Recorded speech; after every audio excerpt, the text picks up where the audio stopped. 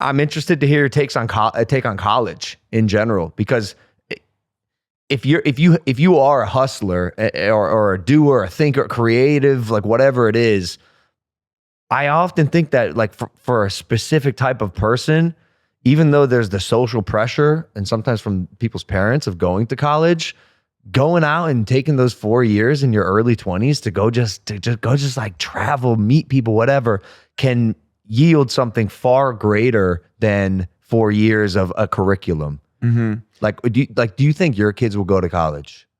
It's funny because I talked to them about that. Like, we were talking about this at dinner last night, literally. It's up to them. I hope they do. But I think it's an individual decision based on the kid and the family and the time in the life or whatever. There were a lot of advantages for me to go to school. One was just like the habits that I picked up. Now I know, like drinking, this, that. I'm talking about like the routine of getting up, going to school. Like there was a certain responsibility and independence that I needed at that time in my life before I could go into the world. I needed that minor league before I went to the major league. I personally needed that.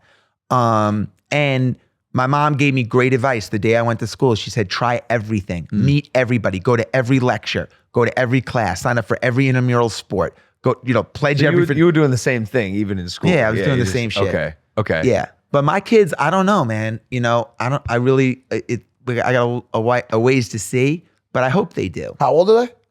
15, 10, and 9. The gangsters. What about the because I want to talk about this at some point. What about the community aspect of college, right? Like the people that you meet, the friends that you make there. Because I feel like every year we move further and further into silos because of social media. And it's like, how do we continue to grasp the things that used to build community for the eternity before social media, right? Like for the time before people would just spend time in these shells and groupthink into non-existence. I'll tell you one thing just to go back to the thing about college. For me, like managing my bank account and living on my own budget and all that stuff was interesting and like just that kind of independence. But here's the thing.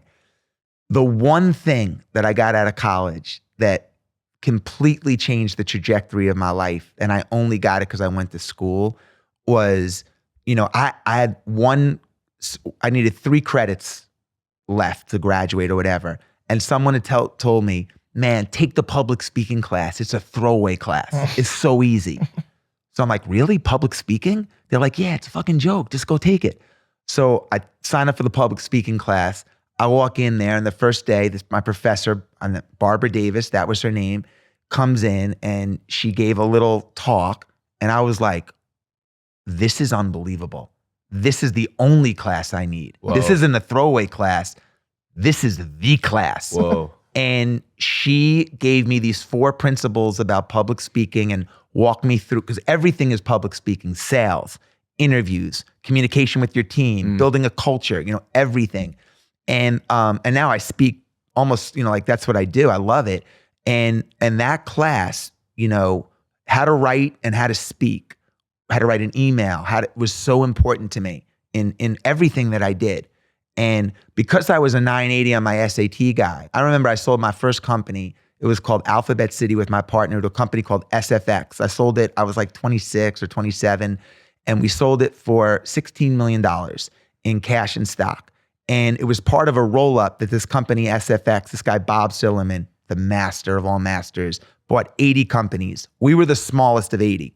He brings all 80 people into the room like once a year for the meeting. I'm the dumbest in the room. He's going around the room and people are chiming in about what SFX can do, whatever. And I realized like the only way I can survive in this new roll-up that he's done in this whole environment is to tell stories that are funny. Like, because I'm not gonna I can't contribute anything. So I started literally, that's how that was my defense mechanism.